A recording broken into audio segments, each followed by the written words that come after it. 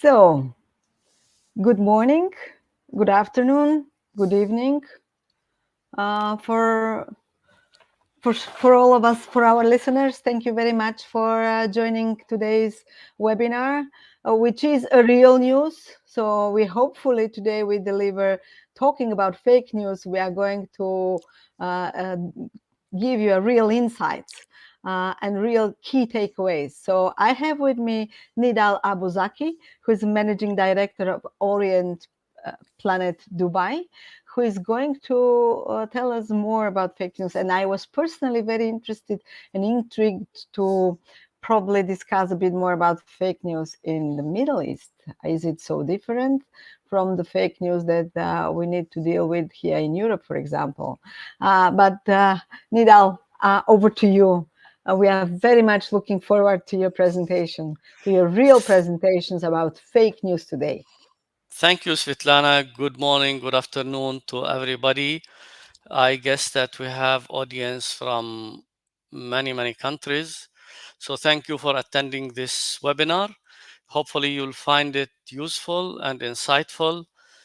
So what we are going to discuss today, basically about fake news and the solutions, how we are going to deal with this issue, which is becoming quite complicated these days with the social media presence. Before that, I would like to make a very quick introduction about myself. So I have more than 26 years of experience in the communication field in the Middle East. We are based in Dubai with offices in 10 different countries in the Arab world. I'm a consultant, author, so I wrote two books about economy in the Middle East. I'm a columnist and a commenter on different TV channels. So over my 32 years of experience, of course, we had a lot of incidents where there is fake news, we have to deal with crisis communication and so on. So our group is based in Dubai with offices in the region, and then we have different kind of units like Orient Planet Research, which is our research arm, and Orient Planet Social, which is a social media and the academy, which is providing media training, among other units. So we've been in the market for 23 years, and we have about 100 multicultural staff, including 60 who can speak Arabic, the main language in the Middle East. So let's define fake news. What is fake news? I think that you know that for the past 200-300 years, governments, companies, individuals, they use fake news in different ways, either spreading wrong information, which with the hope that it will become factual. There is the word propaganda, which means biased and misleading information, which sometimes some governments, some entities in the past used it. So the issue is not new, but what's new and what's changed it is the social media, really, because if you look at news in the past, it was quite controlled with some limited channels of media: TV, radio, newspaper, magazine. These days we have multiple channels, and this is making the fake news easy to be conducted, easy to be believed, and then easy to become factual. So what we are going to do through this session is that to go through a definition about fake news, and then the concept, and then what is the misinformation and disinformation and the difference between them, and how PR experts like us we can fight fake news. And then we speak a little bit about the influence of social media, and then the propagation of fake news, how it can be spread, it can spread quickly, and then how it can go out of control and how to manage it. So, and my presentation is going to be limited to maximum 40 minutes, and after that you have the chance to ask your questions. So basically, the fake news is against facts. So basically, when you read news, you expect that it's factual and it's correct. So the mind of a person is always that news is, I mean, you would expect that news is correct, it's factual, it's based on studies. You don't expect to read fake news. That's why some people, they are victims of fake news because they believe that it's factual. So this information has been running out of control these days in the globe. As you see that the social media has democratized media, and I can say that each one of you on social media is a media outlet by himself, because you can spread news and you can have 5,000 or 10,000 or 100,000 followers. And sometimes, some of the people on social media and digital media are more influential these days than traditional media. So that's why it's becoming a big issue, and it's becoming a kind of a challenging daily challenge for PR specialists like us. And the people who can disseminate information could be teenagers, could be authorities, could be old people, could be young people. So at the end of the day, these days, we don't know also who is spreading the information and the real identity of people who are spreading it. So what do we mean by fake news? Is that basically this is a kind of an organizational issue that can be mitigated by constant monitoring and managing by PR professionals or communication specialists. So fake news are deceptive information meant to damage reputation and manipulative objectives. These days that when Corona came, there were a lot of fake news about the vaccine, for example. And here in UAE, the government established a unit to which we worked with them to really try to protect the society from fake news and from rumors, because it was easy to spread rumors and people to believe it about the vaccine, about the treatment, about whether it's a conspiracy, whether it's a virus, whether it's killing, whether it's having side effects now or then or later. So this is an example. Another example is, for example, now the war between Russia and Ukraine, the same war, but if you hear different media, you hear different news. Sometimes the news is correct, sometimes it's fake, sometimes it's biased, sometimes it's propaganda. So it's really becoming quite challenging to know the correct news from the rumors.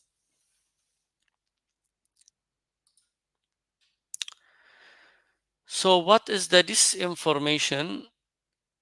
Basically, what can lead us to disinformation? First of all, misleading headlines. I think we have a lot of what we used to call in the past yellow media, which is the newspaper that do not have credibility. And these days, a lot of social media outlets are giving misleading information, or they are playing with the titles of different videos and content to make it viral. So you read something very enthusiastic or a title which is propagating or it's not correct. So basically, deceptive headlines can cause us a problem. For example, exaggerating an issue about a certain country or about a certain product. It could be about soft drink, it could be about pharmaceutical, it could be about any kind of product or service. Another kind of disinformation is sarcasm. So when you use it as a joke. So for example, April Fool, you can spread information which is wrong and then people will believe it. And then after the damage, you tell them that it's April Fool or I was joking. So basically, this kind of information is quite dangerous. Also, the irresponsible journalism, because there are journalists who like to exaggerate, who like, or they make mistakes based on unprofessional behavior. They can publish publish stories based on wrong information without checking the facts, or they use inaccurate information, or they used a rumor, take it and then exaggerate it, uh, so that it can spread. uh, those people usually are not really intending to do this kind of damage, but because of unprofessionalism, or they don't check the facts, so that they are spreading wrong information. And this is the most dangerous one, is that one is intentional. So basically, as you know, these days there are a lot of dark rooms all over the world, companies that are spreading wrong information, either to affect an election in certain countries, like what happened in the USA or in other countries. Some competitors, so you see, one pharmaceutical company will pay somebody to spread wrong information about their competitors, or about a certain a drink, or a certain kind of product. So basically, it's easy these days to spread rumors, to do videos, to put wrong facts, and then it will spread. And then it's easy also to get a quick publicity. And then by the time that you want to control the damage, it's really hard. And we had one case in Egypt recently where suddenly somebody is spreading wrong information about noodles, which is a food product that's coming from Asia to the Middle East. And then the company faced a big problem, because suddenly two, three people from different aspects, they are writing that it can be dangerous, it can kill people, and suddenly the company is facing a big problem, that how we are going to stop this rumor. And then they put a lot of efforts to um, counter this campaign, which nobody knows how it started, because it was orchestrated. So one person in Saudi, one person in Egypt at the same time, one person in Lebanon are sending wrong information about this. And for me, it's like it could be a commercial war between two different competitors, or somebody is just clicking the button to do this. So when this is happening, we really need to say who is the people who are benefiting. So if there is any deceptive information, if there is any campaign against a certain product, we want to see who is behind it. We, as the brand guardian, or the reputation managers of our clients, we want to know who is spreading this information and what will be the benefit of them, so that we know how we can stop it. So what leads to disinformation or to fake news? Basically, there are a lot of uh, eh, tools that we can use to make sure that who is spreading this information and why, and how we are going to find the solution. The solution usually is, half of it is preparation. So basically, any PR expert should be prepared for a crisis, to conduct a proper crisis communication management at any time for any of his clients. So we are in the PR world, including IPRA. I think we have the code of ethics. So we, as PR professionals, we have the code of ethics that we don't spread wrong information, false information. We always are trying to behave in an ethical manner, but we cannot control also the other media. So we in PR, we should always say that we have an ethical code which we follow, and then we should be sincere in our PR work. So we select our customers. In the past, we got the opportunity to work with customers, for example, in tobacco, or in different kind of products that are damaging for health, or sometimes we reject, because we think that we cannot send wrong information to people if the product or the service that we are going to promote is going to badly and negatively affect the society and the health of people, for example. So we in PR Word also we search how to base factual information. Here in the UAE, we work with different government organizations, and one of the main things that we have is that we have to base all our press material and our storytelling exercise on facts and figures with proper resources and with professional resources. It's not like going to come from anything on the websites that information on the websites that can be right or wrong. And then we have to be proactive always to make sure that we protect the interest of our clients if we are an agency, or the interest of our companies if we are working as PR specialists inside our different organizations or companies. So we feel that we are the reputation managers and we are the brand ambassador for the brands that we present, so that we may want to make sure that from our side we always present right information to get public confidence and credibility for what we produce as content, whether it's PR or press events or social media or digital media or any kind of media outlets that we use. So we as PR professional, we must maintain control as the official source of information. So we don't allow the media to write on their own. We always produce information from our side on behalf of the companies that we present or the organizations, and avoid any controversies in our responses. So let's say there's a crisis, we should speak in one voice, one message. That's why for each client, when we start working with him, we develop the key communication messages as part of the strategic communication plan. And the key communication messages should be used by all spokespeople on the organization so that we have one voice. There might be 3 4 different kind of spokespeople, but the voice and the tone should be the same. So we have to abide by the PR professional standards and ethics like the ones that IPRA is having.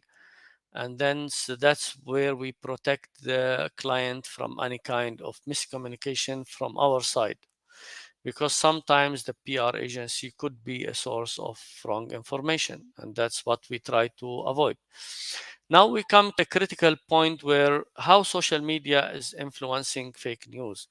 Basically, when social media is start to becoming popular, that's where people like us are facing big challenges with the all the false news and criticism and hidden agendas that people in social media can have, because the credibility that used to be in the past with the print media is not there in social media, unfortunately. I mean, fortunately and unfortunately, because the social media could be a good tool and it could be a negative tool. It could be a tool to provide correct information, it could be the tool to spread wrong information, and sometimes it can damage the reputation of people, organizations, products, services, and even countries. So before we used to have credible sources, professional journalism, and limited media outlets. These days with Facebook, Twitter, Instagram, and now Threads, I think that there's a new manner to create, exchange, and consume information in an open way, and then there is no way to control it because you cannot control the social media. So the social media platforms are now significant impact on spreading fake news. According to one organization, reporting that half of the adult population relies on social media for their news now. So half of us as adults depend on social media, and then in this landscape, determining the credibility of articles becoming arduous. We don't know if the articles are correct or not, and sometimes it's very confusing. And then the rapid speed of misleading stories only require only viral tweets. So you put one viral video, one viral tweet, and suddenly it's spreading. And I think that, a lot of facts are not clear till now. I mean, for example, the coffee companies, they send you articles and videos about the importance of drinking too much coffee, and then another medical institute will say that you should not drink too much coffee, and then another one about tea, and another one about, I don't know, different kind of medicine. So basically it's becoming so easy now to spread news. So at the moment, there's growth in fake news as there is growth in social media outlets and users. There is a growth in fake news. And then because today people are using social media for their daily news source. So there is no dependence on the traditional mass media. So we in the mass media, so such as editors, publishers, uh, who were putting a lot of efforts to confirm the veracity and the credibility of news, or the credibility of news nowadays is not existing. So basically there is also tools like WhatsApp. So basically somebody is sending a rumor, then it will be shared with other people, and then it will become viral. According to a survey by Reuters, people's media consumption pattern have altered. So now 40% of media of people worldwide uh, now shunning mainstream news, up from 29% in 2017. So in a few years only, people are now avoiding mainstream media. And then during that time, worldwide news trust fell to only 42%, with only 26% in the United States. So basically, people now are not believing news all the time, and then they are depending on different kind of sources. So for example, for me, I read traditional media. My children, they go and follow the social media channels. So as we have younger generations, people are getting information from social media, and the challenge about this is that we don't know the credibility of the news or the information that they are getting. So again, like, social media platforms offer a transparent space where individuals, of course, social media is now open for everybody, and this is democratizing information so that nobody is controlling it. But again, in the middle of this, there is definitely people with hidden agendas. There are dark rooms who are spreading information, wrong, correct. We had recently an issue with a pharmaceutical company where they say that their medicine is safe, and then another, tools that the medicine is causing heart attacks. So again, like, sometimes really you don't know where is the correct news. I mean, really, even we are experts with a lot of experience, we don't know sometimes whether the news that we are reading is correct or fake, or if we read two contradicting source of information about the same topic, which one is correct. So now Facebook, YouTube, and others are acknowledging the issue of false information. They are trying to issue uh, tools and measures to fight it. But at the end of the day, it's really hard to, at this stage, to stop the dissemination of news, different kind of content on social media. So the complexity of this problem often causes sympathy from for social media corporation, as controlling user shared content may be perceived as censorship. So usually, I think some of us, they face the issue that some of the videos, they are removed by Facebook, by LinkedIn, by Twitter, and you don't know the reason, because they have put a tools, whether it's artificial intelligence or manual censorship, and then sometimes they are infringing the right to free speech. So that's a fine line between censorship and the control that they make. So the propagation of fake news, what will be the source? Historically, it was the yellow journalism. I think this is an expression very well used in London, that there was the mainstream media and the yellow journalism, which is the newspapers that are exaggerating stories and then spreading rumors and so on.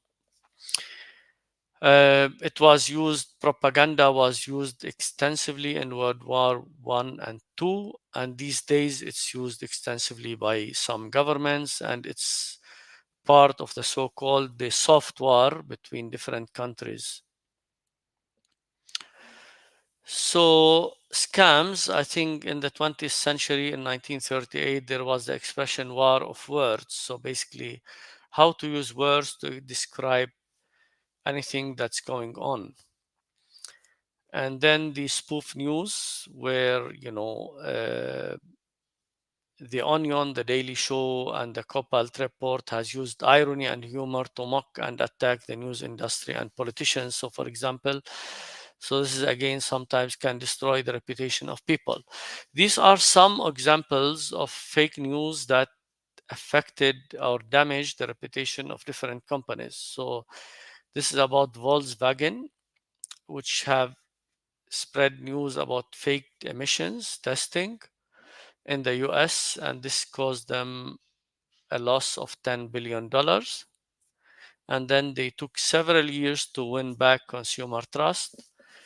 There was an article, false article about Elon Musk in 2018, which went popular on social media, um, about about like some kind of you know fake news about Tesla, and it caused them that the stock price fell down and they lost billions. Another example also about Tesla is that that a story which is not true alleged that an autonomous robot was struck by a Tesla Model S and destroyed in a collision. And then this video quickly gained popularity, and then several media sources ran headlines with the assertion that self-driving Tesla car kills robots. So basically, there's one more example from the CEO of Pepsi, who allegedly accused President Trump that stop using my product in a false news story. And this went viral in social media in 2017. And then this caused that a lot of Trump fans boycotted Pepsi goods, and this caused the stock market to drop by 2.5%. So of course there are different kind of examples, if you because you are from different countries, so you can think about in your own country how many brands and people are affected every day by fake news. So what will be the impact on us as PR professionals? Because at the end of the day, we are the guardians for the brand of our customers. We are the reputation managers. We are the people who are protecting the brands that we present. So basically, the impact of fake news, it can harmful for the reputation of the company. And then once the credibility is lost, it's very hard to gain it back. And then there is loss of trust, because at the end of the day, all brands, all institutions, all banks, financial organizations, government bodies, they are depending on the word trust. So if this trust is damaged, it's taking usually a lot of work from PR professionals to correct or to remove the damage that's happening. The misinformation, which could be either intentionally or unintentionally done, and then it can result in changing the perception of people from being positive to being negative. And then we will here speak a little bit about crisis communication. So crisis communication is basically the process that we as PR practitioners should take to counter any kind of reputation damage for our clients or for our organizations. And the best thing about it is that we can prepare for it, we can prevent it, we can study it. So good multinational companies that we work with always have crisis communication manual. They do practices and exercises, and they predict the scenarios for the crisis so that whenever it's happening, they can really act fast. I mean, we had two incidents in the Middle East where one airline, they had fire, and within 90 seconds, they evacuated the plane and the airplane and the airport, and they issued the first statement after 20 minutes from the incident. It was really a surprise that after 20 minutes to issue a statement. That means they were very well prepared for any crisis to happen. And after 1 or 2 hours, their CEO went online, and then he went on a video and then said that there was a problem, we are investigating, and so on. So preparedness can really prevent the crisis, and if it happens, it can control it. So that's where any organization should have crisis communication manual, should train its people on crisis communication and preparing the different possible scenarios for crisis to control it. So that's the face of the crisis communication. We don't have much time to go through it in details, but I think it will be good if you can consider it in your organizations. And usually it's done through proactive campaign to develop a proactive crisis communication plan, and then for risk prevention and mitigation, and assess potential threats. So what could be the threats? I'm in a real estate company. What could be the threats? I'm working in a food company. What could be the threats? I'm working in a government organization. What could be the possible threats? And then we prepare scenarios to counter these threats, and then create the crisis communication manual and the and the key messages and the statements, possible statements, and then conduct training and simulation sessions. So for one oil company here, we conducted a simulation session and where we imagined that there is a crisis. And then we were able during this simulation exercise to pinpoint a lot of weaknesses that they had in different kind of the process. So in crisis communication, there are three elements that we need to consider: prevention and planning. We should not like have any crisis which is unplanned or expected. And then we have to put uh, in our agenda how we are going to respond to the crisis once happening, and then the response should be quick and effective and measurable, because sometimes there could be a small rumor on a website or any unknown media. We really don't need to overreact. So sometimes we can solve the crisis by ignoring the information. So we really need to balance the challenge that we are facing, whether it deserves to escalate it to a crisis or for ignore it so that it will die on its own, or how we are going to face it. So there's different kind of escalation level. And then the recovery. So if there is a damage, what will be the recovery? And sometimes the recovery is costly. It can cost millions or billions even. So how to manage the spread of disinformation or the fake information? So there are two categories of uh, misleading information. The one is misinformation and disinformation. The misinformation is that the one that can spreading false information, but the people who are spreading this rumor are not they are not doing it intentionally. So, and the disinformation is this dangerous one, because it's like basically somebody is spreading this information on purpose for a hidden agenda, and then we really need to make sure that we tackle it through a proper comprehensive communication plan that can include media statements, radio, TV, social media, running campaigns, paid campaigns, press events, So basically, these days, that the disinformation or misinformation can spread quickly through social media, and sometimes because the facts in the disinformation is weak, sometimes people don't believe it. While in misinformation, sometimes the people who are producing this wrong news, they put it in a way that it looks very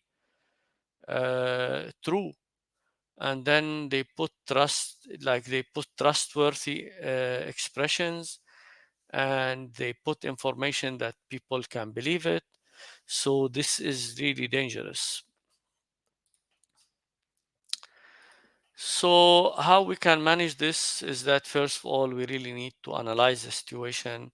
Usually professional people, when they study crisis communication in our world, they can really know how to tackle this quickly, because there is no time sometimes with the crisis communication or with wrong information in the media or in the social media. There is no time to conduct like a plan from scratch. We need to have professionals, we need to train ourselves, we need to discuss different situations and then put scenarios and then say how we are going to counter this false news. We have to put web crawlers like Google or any other tool, or social media listening tools that the softwares are available these days. They are not expensive, where they can collect for us any false information about any topic and where it's published, so that we can tackle it in real time without losing the useful time that we need to that we really need before the rumor or the misleading information is spreading. And then, of course, we use in our word the word storytelling, that okay, it depends how you present the information. So basically, if we are in this webinar 30 people and we are given the same task, each will write different kind of narrative, each will write different kind of storytelling, so that we need to prepare the right answers, we need to communicate through the right channels, we need to develop the key communication messages, the quick response. This is how we are going to manage it. So I think this is coming to, I still have two more slides and then I'll finish my presentation and then you can ask your questions. So sometimes you cannot do this by yourself. You have to use the media, you have to use different kind of outlets.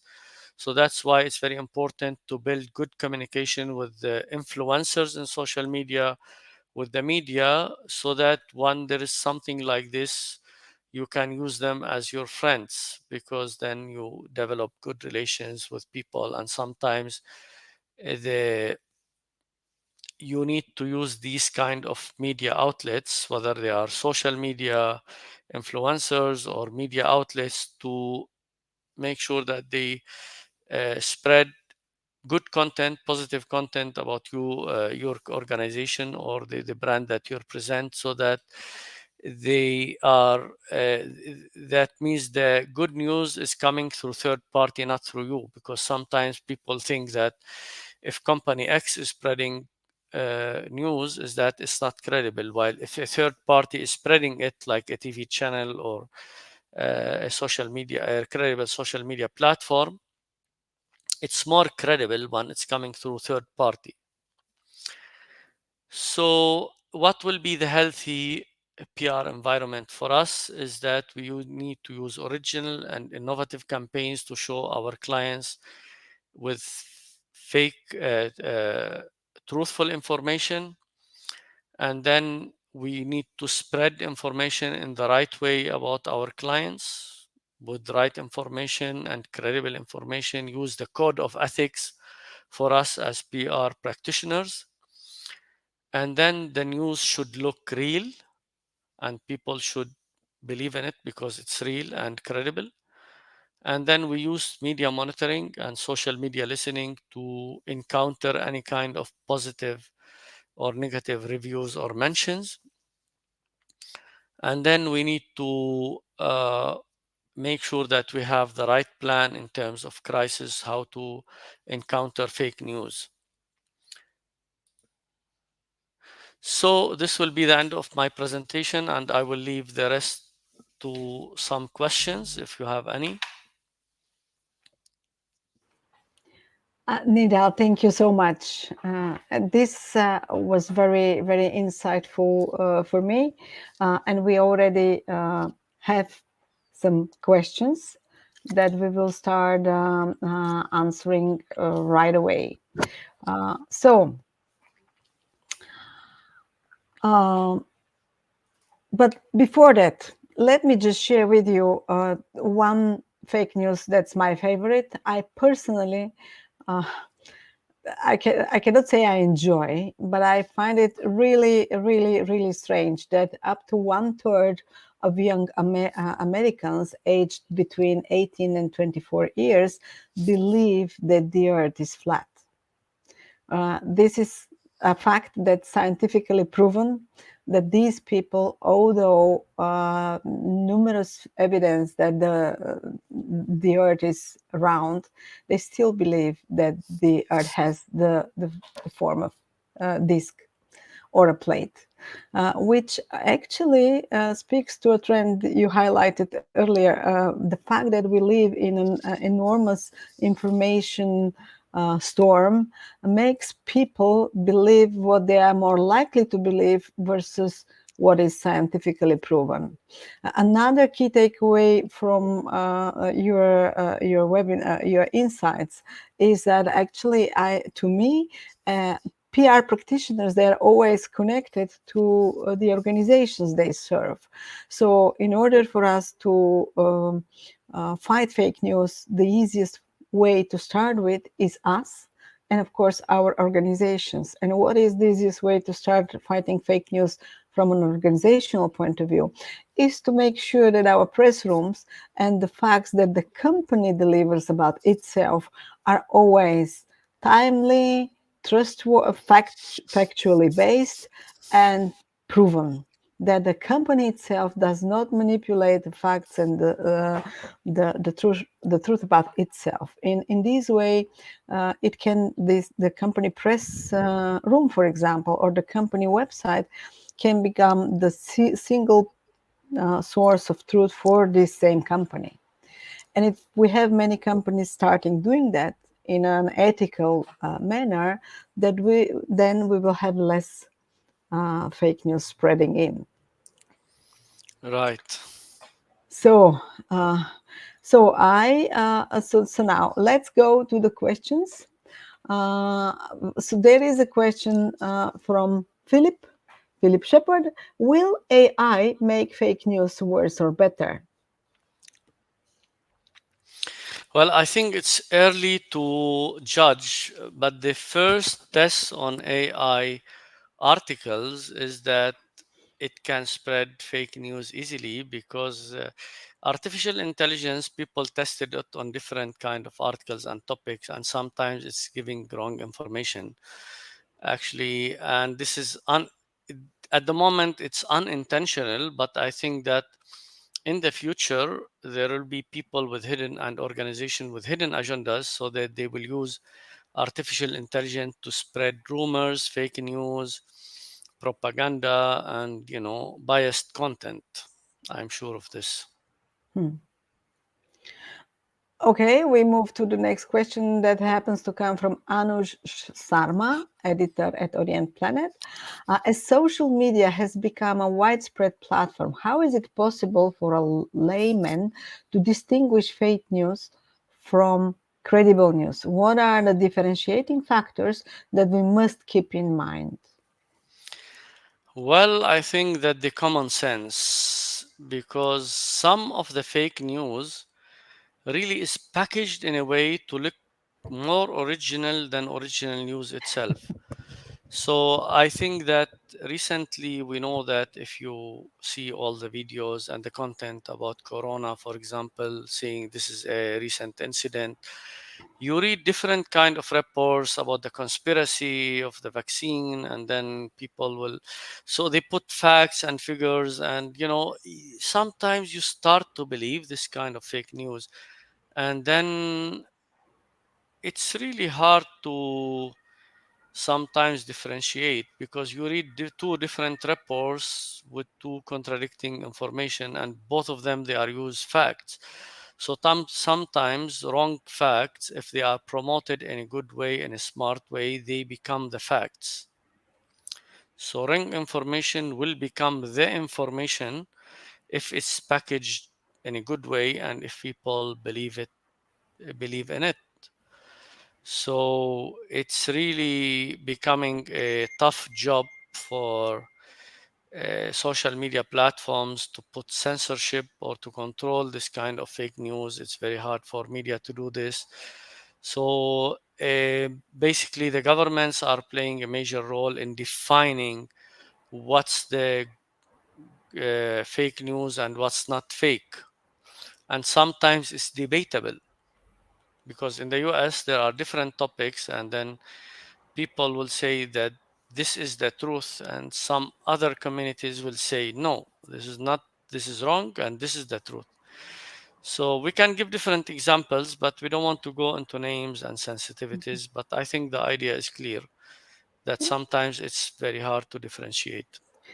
And I actually, I would point, I'll go back here to something you said earlier that today anyone with a smartphone and with 1,000 followers is a media on its own. So then we should probably try to also act as journalists.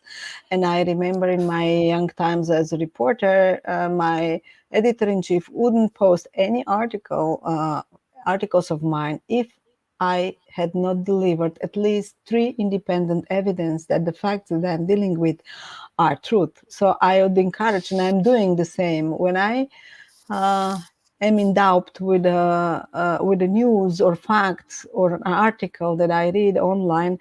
I always try to search for alternatives or at least three different sources to state the same news. Then I'm sure it's true.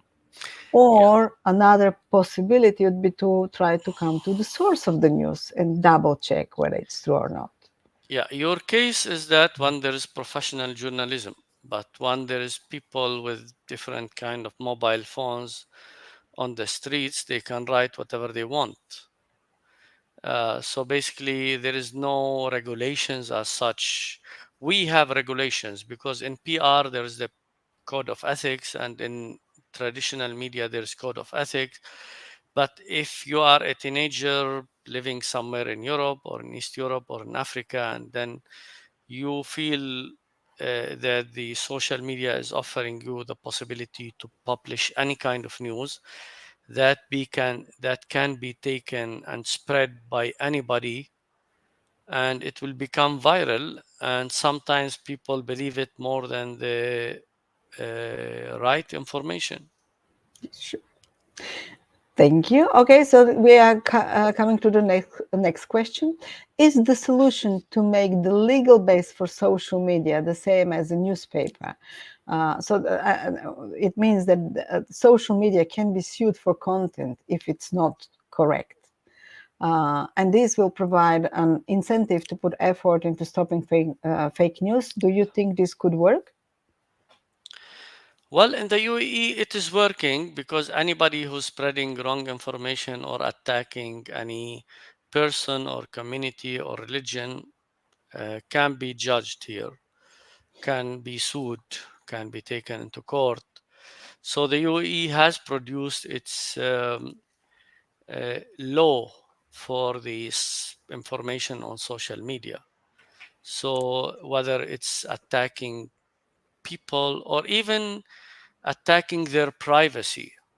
So sometimes you don't like write wrong information about people, but sometimes you uh, attack their privacy.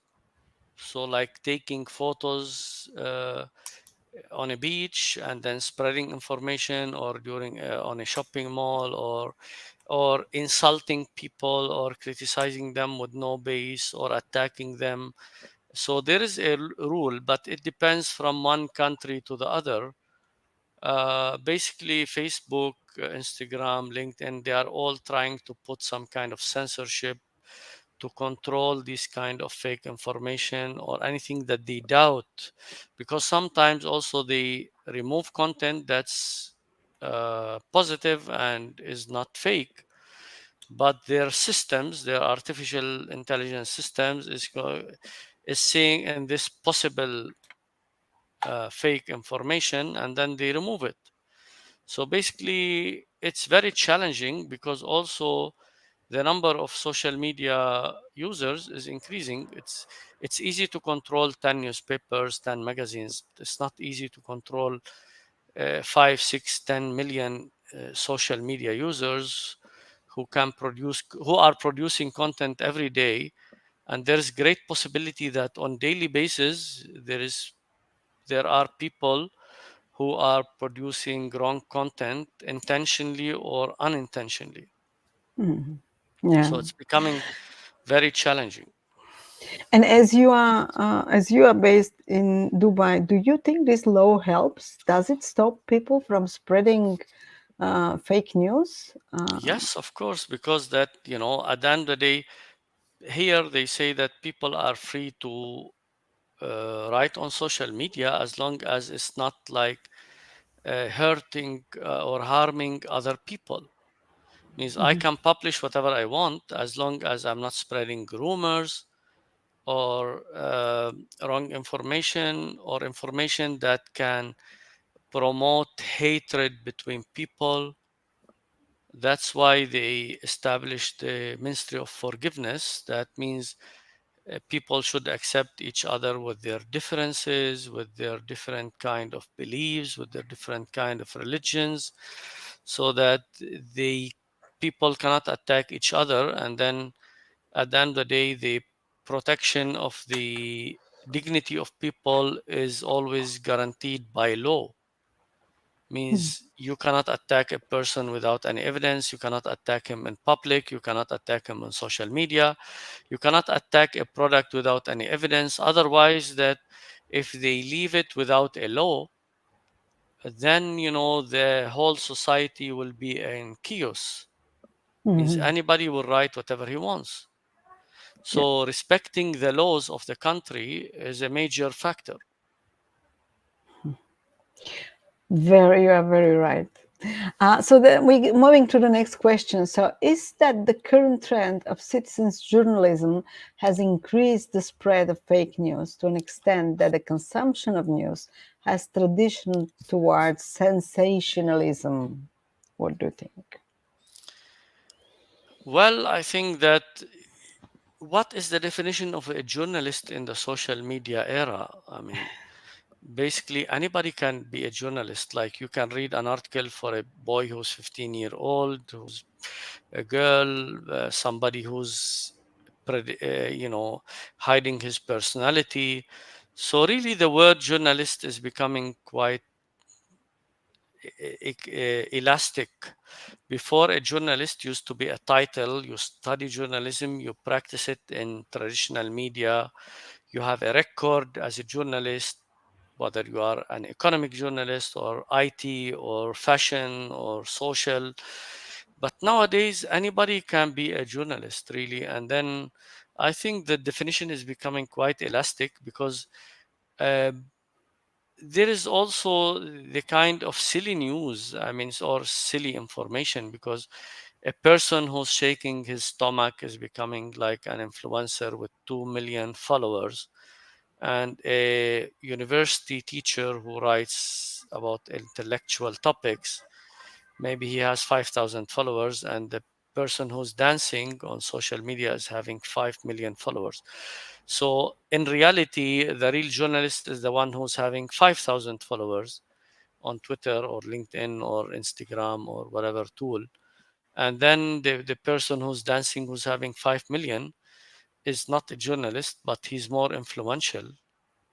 So I think that in the future we will have an issue between how to define a real journalist, especially that these days the artificial intelligence can produce also articles. My friend here produced a book using artificial intelligence. So he said that the authors of the book are me and the artificial intelligence program. Just imagine that the artificial intelligence system can produce a book now. So is he a journalist? So it's really hard these days to define a journalist. Well, I tend to disagree. Being a journalist, I still think that there is a difference between what journalists do.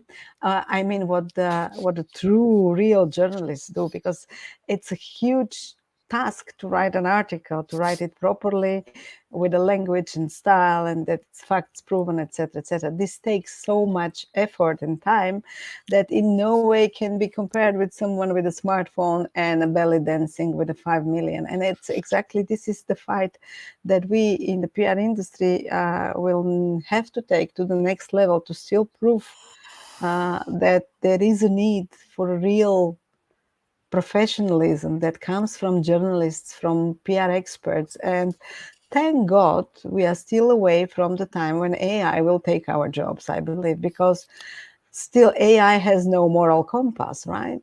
So the only moral compass for integrity and walking the truth, walking the talk, and telling the truth and delivering on what you promised and doing things you said you'd do and telling what you will do and being consistent in all that is still a human prerequisite. And PR practitioners and journalists are the guardians of that type of integrity, which makes me believe that there is a hope for our profession and also for the profession of journalists. Yes, I agree with you, but then there is the challenge that there are so many bloggers and some social media people are really good editors. Sometimes they produce good articles and sometimes people read them more than the traditional news. So that's why the term journalism these days needs to be really redefined. Mm. Who is a journalist? So if a person is quite, if a housewife at home or an old person who's retired is writing good articles, is he a and the interaction with him is good, so is he a good journalist compared to maybe somebody else who's producing good articles also, but he don't have any kind of influence? True. And as we are approaching the top of the hour, let me thank you once again for this insightful presentation and discussion. And if I can wrap it up, so today it may seem to us that fake news is taking the elevator to go to the top. And while fake news is doing this, the real and the factually based news is taking the stairs. Sooner or later, they'll meet there on the top. So that's our hope.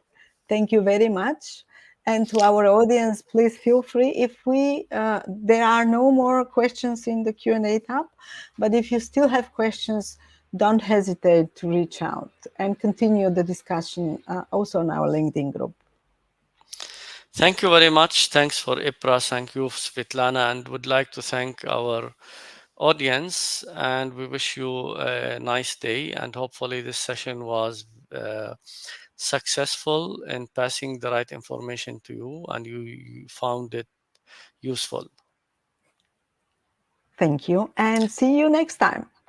Thank you very much.